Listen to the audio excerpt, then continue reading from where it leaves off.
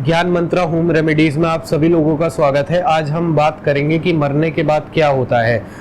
दोस्तों, सबसे पहले मैं आप लोगों को बताना चाहता हूं कि जब भी कोई आदमी मरता है तो उसके साथ जो भी घटित होता है ये सब हमारी गरुड़ पुराण में बताया गया है। जब भी आदमी मरता है तो उसके मरने के बाद घर में गरुड़ पुराण का पाठ होता है, और गरुड़ पुराण कभी भी हम अपने घर में नहीं रखते हैं। गरुड़ पुराण और महाभारत एक ऐसे ग्रंथ है जो कि हमें अपने घर में कभी भी नहीं रखने चाहिए। अब हम आपको बताएंगे कि मरने के बाद आदमी क्या फील करता है, उसका कैसा एक्सपीरियंस होता है, ये जो हमारे शास्त्रों में लिखा है उस हिसाब से। तो जब आदमी मरता है तो जब उसकी आत्मा उसके शरीर से बाहर निकलती है तो वो दो तरीके से उस चीज़ को महसूस कर सकता है। पहला, अपने कर्मों के हिसाब से वो महसूस करता है। अगर उसने अच्छे कर्म किए हैं तो उसका जो आत्मा शरीर से बाहर निकल रहा है बहुत आसानी से निकल जाएगा। अगर उसने कर्म बहुत बुरे किए हैं तो उसको काफ़ी तकलीफ होगी उसकी आत्मा को अपने शरीर से बाहर निकलने के लिए। शरीर हमारा 5 तत्वों का बना होता है, और जब आत्मा निकलती है तो वो सूक्ष्म रूप धारण करती है। वो सूक्ष्म रूप का उसका जो आकार होता है वो हमारे अंगूठे के जितना, अंगूठे की तरह ही आकार होता है। और वो जो सूक्ष्म रूप होता है वो दुख की अनुभूति तो नहीं कर सकता, मगर उसको जो जितने भी दर्द हैं उसका अनुभव ज़रूर होता है, क्योंकि वही सूक्ष्म रूप आगे चल के जितना भी कष्ट है कर्मों के हिसाब से जो भी पनिशमेंट है वो उस चीज़ को झेलता है आगे जाके।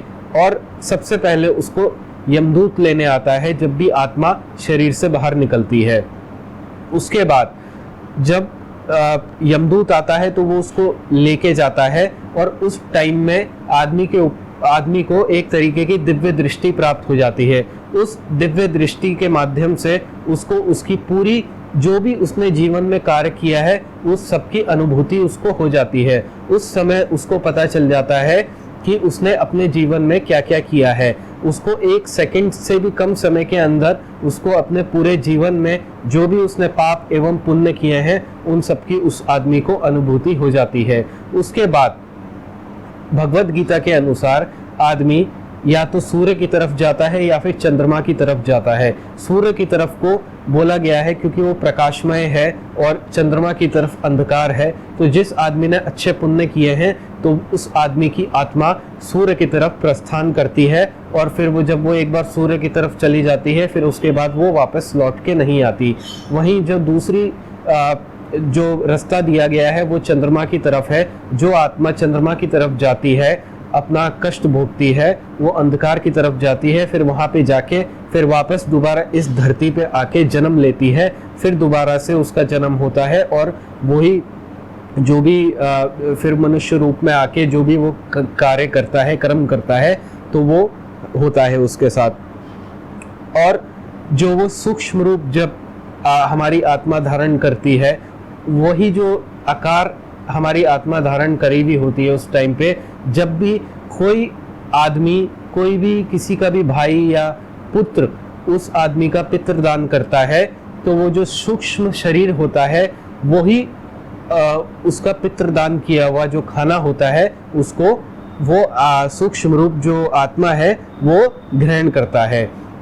और इसके बाद जब सूक्ष्म रूप के बाद जब वो सारे कष्ट झेल लेता है, उसके बाद फिर वो दूसरा आकार अपनाता है, और उसके बाद फिर वो आगे जाके दूसरे स्थानों पे भ्रमण करता है ब्रह्मांड में।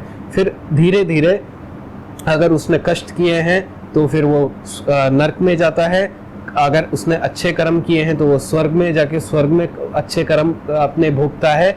और इसी के साथ ये आत्मा का एक तरीके से देखा जाए तो मरने के बाद उसका मैंने आपको विवरण बताया है कि आत्मा कहाँ कहाँ कैसे कैसे जाती है। ये हमारे शास्त्र बता रहे हैं, ये हमारे गरुड़ पुराण बता रहा है, हमारी भगवत गीता में लिखा है कि मरने के बाद क्या होता है और कैसा कैसा हमारी आत्मा को एक्सपीरियंस मिलता है। तो दोस्तों, मैंने आज आप लोगों को बताया कि मरने के बाद आदमी की आत्मा कहाँ जाती है। इसी के साथ हमारा आज का विषय समाप्त होता है। और आप लोग सब्सक्राइब कीजिए हमारा चैनल ज्ञान मंत्र होम रेमेडीज।